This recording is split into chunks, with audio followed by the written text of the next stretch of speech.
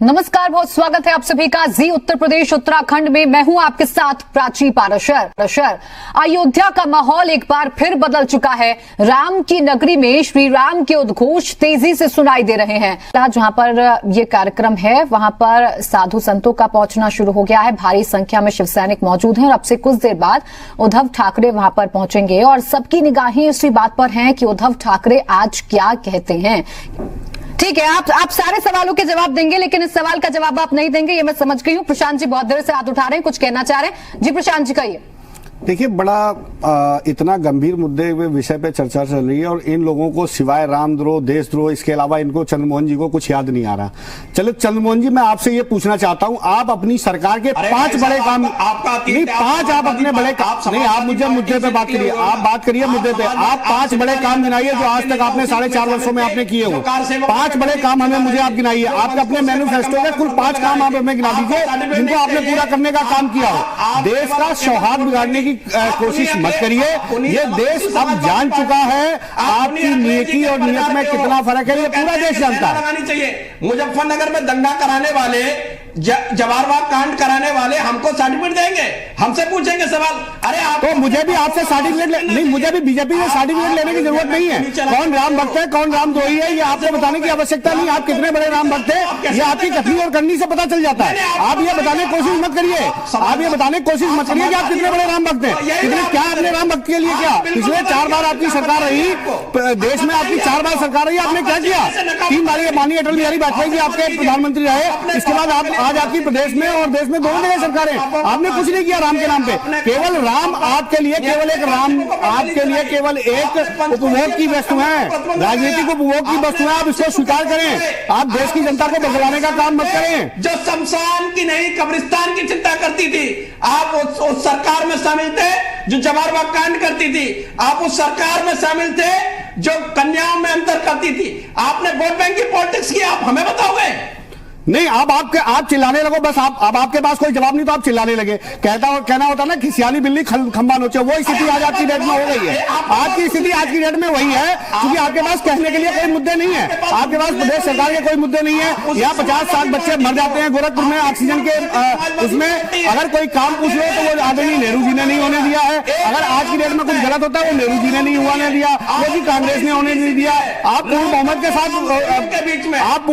साथ प्रदेश में भी हैं और आप पूर्ण बहुमत के साथ देश में भी हैं, लेकिन आपने आज तक क्या काम किया? मैंने आपसे सीधा सिंपल सवाल पूछा कि आप मुझे 5 काम बता दीजिए। हम भी सुनना चाहते हैं, एक साथ बोलेंगे तो कुछ समझ में नहीं आएगा। किसी काम का नहीं सर, एक एक करके अपनी बात मैंने चंद्रमोहन जी से सीधा सा सिंपल एक सवाल किया। ठीक है, आप राम की बात करते हैं, बड़ी अच्छी बात है। आप राम के सबसे बड़े समर्थक हो सकते हैं या जो भी कहें, आप राम के सबसे बड़े अनुयायी हो सकते हैं। हम लोग शायद राम के इतने बड़े अनुयायी आप ना कहें, क्योंकि आप सर्टिफिकेट देंगे तभी हमें स्वीकार होगा। क्योंकि राम एक शाश्वत है।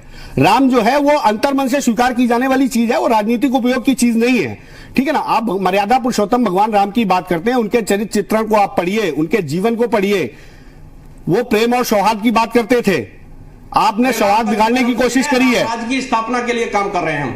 कौन से रामराज की स्थापना की बात करें? बताइए, आपने कौन से काम किए? देश में बलात्कार बढ़ रहे हैं, चोरी की घटनाएं बढ़ रही हैं, लोग भूखों मर रहे हैं, किसान आत्महत्या कर रहे हैं। जानती है आप उन्होंने क्या किया, आप क्या कर रहे हैं? सब जनता देख रही है। पाकिस्तान की दीवार बनाई है अयोध्या में। डॉक्टर चंद्रमोहन जी, कौन सा काम आपने किया पिछले 4.5 वर्षों में? क्या आपके प्रधानमंत्री अयोध्या गए हैं? आपका सबसे बड़ा मैनिफेस्टो का मुद्दा था राम, तो आपने कभी उनका राम तो आज भी टाट में है, लेकिन आज बीजेपी ठाट में है, बढ़िया एकदम 5 स्टार कार्यालय बनवा करके। प्राथमिकता पर अयोध्या नहीं रहा है, सबका सामने उजागर। आप सही बात, ठीक है चंद्रमोहन जी, वही तो मैं कहना चाह रहा हूँ। वोट तो मांग लिया आपने सीतापति के नाम पे, वोट तो मांग लिया आपने सीतापति के नाम पे, लेकिन आपने किया किसके लिए ये दुनिया जानती है। प्रशांत जी, आपके सवाल का जवाब चंद्रमोहन जी से ले लेते हैं, क्या वो कहना चाह रहे हैं? चंद्रमोहन जी, अब आप सुन लीजिए, सवाल आप पर ये खड़ा हो रहा है। ठीक है, आपकी सारी बातें हमने मान ली, विकास आपकी सरकार कर रही है, अयोध्या का कायाकल्प आप कर रहे हैं, वहां पर दिवालिया आप बना रहे हैं, लेकिन उस सवाल का जवाब आप क्यों नहीं दे रहे जो जनता पूछ रही है? विपक्ष सवाल उठा रहा है कि एक मत क्यों नजर नहीं आ रहा है? कंफ्यूजन में आप नजर आते हैं। पिछले 4 वर्षों में इन्होंने दीपावली वहां नहीं मनाई, अंतिम वर्ष में दीपावली वहां मनाने की क्या आवश्यकता?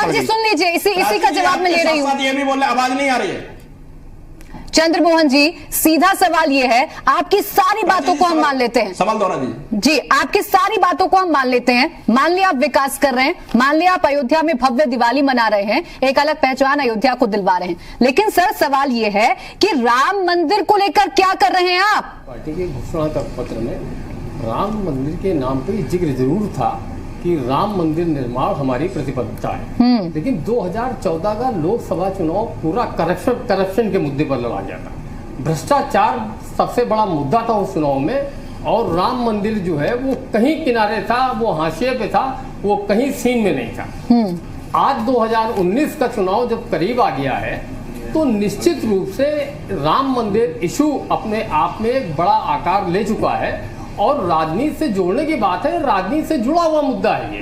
राजनीति से इसलिए जुड़ा हुआ है क्योंकि सीधे सीधे अगर भारतीय जनता पार्टी या शुरू से कहती रही कि राम मंदिर निर्माण हमारी प्राथमिकता है, हमारी प्रतिबद्धता है, तो दूसरे दल भी इसको पूरी तरह से नकारने की हिम्मत नहीं जुटा पा रहे हैं जी, और किसी ने नकारा भी नहीं है। अगर समाजवादी पार्टी के मुखिया ये कहते हैं कि हम विष्णु मंदिर बनवा देंगे जी, कांग्रेस पार्टी के मुखिया ये कहते हैं कि साहब हम भी हिंदू हैं, हम भी कैलाश मानसरोवर की यात्रा कर सकते हैं, हम भी जनेऊ पहन सकते हैं, हम भी मंदिर और मठों में जा सकते हैं। कर्नाटक का पिछला चुनाव इस बात का गवाह है।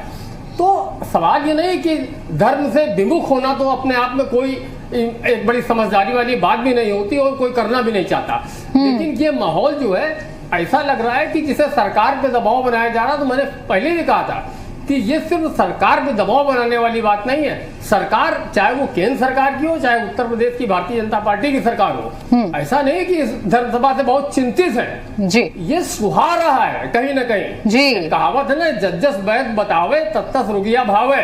तो ये सरकार को भी अच्छा लग रहा है कि ठीक है इसे दबाव बन रहा है। ऑर्डिनेंस लाने का इसमें कोई मतलब नहीं है। ऑर्डिनेंस तब लाया जाता है जब संसद सत्र दूर होता है या विधानसभा सत्र दूर होता है। अब तो अगर लाएंगे तो सीधे सीधे बिल लाएंगे, अपोजिशन पार्टी को बेनकाब करेंगे, अगर कोई सपोर्ट नहीं करता है वो सामने आएगा। तो ये भी एक स्ट्रेटजी हो सकती है, ये हो सकती है। अगर आने वाले दिनों में ये सामने आए तो आश्चर्य नहीं होना चाहिए किसी को। तो इसलिए राजनीति समाहित है इसमें, और राजनीति से इसको अलग करके नहीं देखा। बिल्कुल, इस बात को नहीं झुटलाया जा सकता कि जब जब राम मंदिर का मुद्दा उठेगा उसमें कहीं ना कहीं राजनीतिक हित साधने की कोशिश की जाएगी।